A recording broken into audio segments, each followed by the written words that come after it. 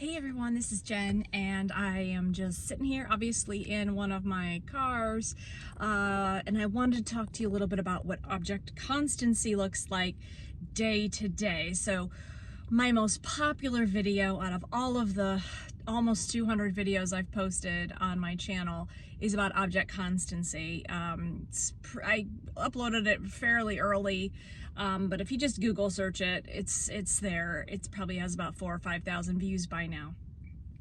And there's a lot of discussion about what object constancy is, what is it not. It can be very hard to kind of understand it. I know it took me a while to sort of wrap my head around it, but essentially here is the long and short of it. Object constancy is the ability to know that something exists, somebody's feelings for you haven't changed in your absence.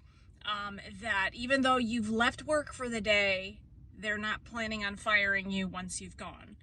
That you haven't spoken to some friends in a while, or they haven't returned your text, and immediately you don't think, they don't like me, fuck them, I'm blocking them. It means that even when you may say no to someone, it doesn't mean that they're now mad at you. It doesn't mean, object constancy means that you may have a fight with a loved one and you're mad right now and you need some cooling off, but it doesn't mean that you're never going to talk to them again.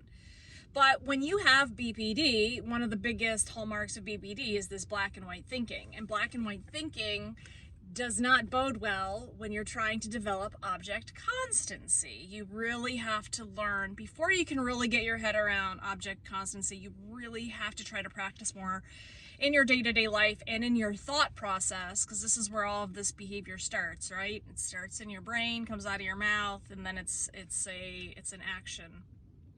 So you really want to try to master black and white thinking, getting black and white thinking into more of a gray zone thinking. And so I want to give you an example of this, because this is something I've struggled with. And when you're going, when you worry a lot, when it's black and white thinking, when you're thinking in extremes, you're in a constant state of anxiety and worry, right? Because, something I always used to say was, am I in trouble? Are you mad at me? Are we still good? Will I die?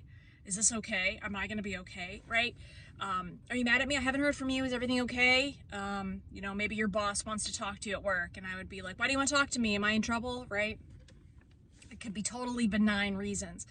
So, and here's an example of what object constancy in my thinking looks like. So I have a client, relatively new, but they've been hiring me a lot, and I run a pet sitting business, and my business is really sort of developed around drop-in visits, walks, in their home, house sitting. And that's what I do, and that's what my business insurance allows me to do. I don't offer services in my home because it's not covered under insurance. It's just, I'm just logistically not set up for that. Not at this point. So I have a client, and they've got a trip coming up, and it's gonna need some wiggle room on their part. They're gonna have to go out of town fairly, on short notice. Could be for about 2 weeks for a medical issue. And so they're gonna have to travel. And rather than me coming to just check on the dog a bunch, we had sort of discussed, this one-off of me taking the dog into my home. And, we were thinking about it, and we introduced her dog to my dog, and, then I was going to invite them over to come on Saturday to come bring her dog to meet my dog in my space to see if that would work with my cats. And, at the end of the day, I wasn't comfortable with the notion. I just wasn't comfortable with how it might play out with insurance. I wasn't comfortable. I'm moving soon. The timing may be off. At the end of the day, it wasn't something that I wanted to do. And so, of course, obviously, the first part of this was I feel bad because I feel like I've led them on.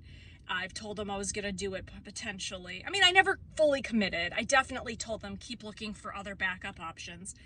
And so on Saturday, I sent them a longer email just kind of explaining, listen, I'm really sorry. I didn't mean to lead you on. The more I've thought about this, I had another, talk with my insurance company. This is just not something I think would be good for us or the pets. So let's stick to an alternate plan that we had already been discussing. And, she was very receptive. She's like, no, I totally understand. It's okay. We'll get back to you on an alternate plan. We still want you to be part of our plan. I still have lots of other trips with them coming up, and obviously with some of their trips, they're a lot of money. I'm making quite a good deal of income off of their business. So, I was worried there for a minute, like, oh, they're not going to hire me again. And then I thought, that's not a rational thought. It's an emotional, worrisome thought. But then I thought, no, that's okay. Like, just because this booking is not going to work out exactly as anticipated, it doesn't mean the other bookings aren't going to be there, right? I'm still going to be there next weekend, and I'm still going to be there for the other times they've booked, and they're still going to come back to me to be their primary sitter. I do a really good job, right? They're not mad at me. And so these are the things I'm telling myself. And until I'm proven otherwise by them saying, we're so pissed off at you, we're never going to hire you again, which they haven't said, and I don't think they're going to say, I don't have any reason to believe that their business won't be there. And that is an example of object constancy, that even though I can't do this one thing, it doesn't mean I won't be invited back to do the other bookings, right? And I haven't gone to them, are you mad at me? Are you mad? Will you hire me again? Right? Because then that's weird. Then that puts them in a weird position. That makes me look anxious. I don't want to project that out of a personal front. I don't want to project that out of a business front. Anyway, that is an example of object constancy. Me knowing that the business from them will still be there, even though I'm saying no on this one thing. And by the way, you're allowed to say no in life. That's okay. People do it to us all the time. My name's Jen. If you have any questions about object constancy or want to share some thoughts, please drop us a line below. Thanks. Bye.